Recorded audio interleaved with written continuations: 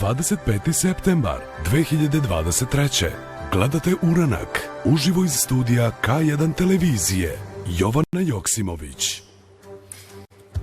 Nakon što je tokom 7 godina prešla milijarde kilometara kako bi prikupila uzorke iz svemira, nasilna letelica konačno se spustila na zemljino tlo. Svemirska letelica je uspešno izbacila kapsulu koja sadrži uzorke asteroidnog kamena dok je prolazila u krugu od oko 100.000 kilometara od površine naše planete, to su saopštili zvaničnici.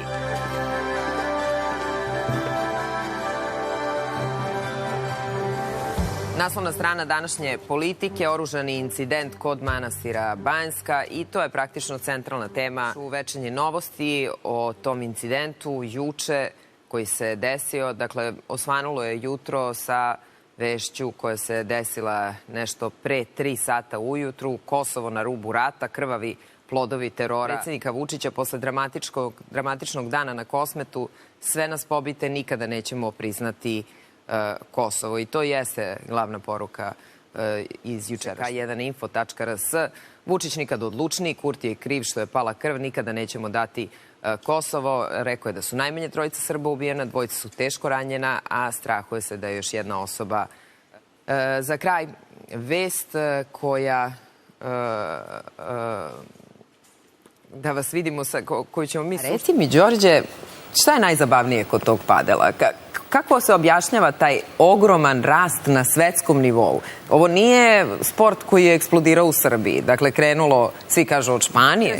Dakle, to je sport koji je postao popularan tako što su neki ljudi koji su trenirali neki drugi sport prešli na padel. Kažu da fudbaleri jako dobro igraju fudbal, jako dobro igraju padel, da teniseri igraju super padel i da u stvari svi koji su... Dobro, sve to počinje danas, rekao si, danas su kvalifikacije za šta?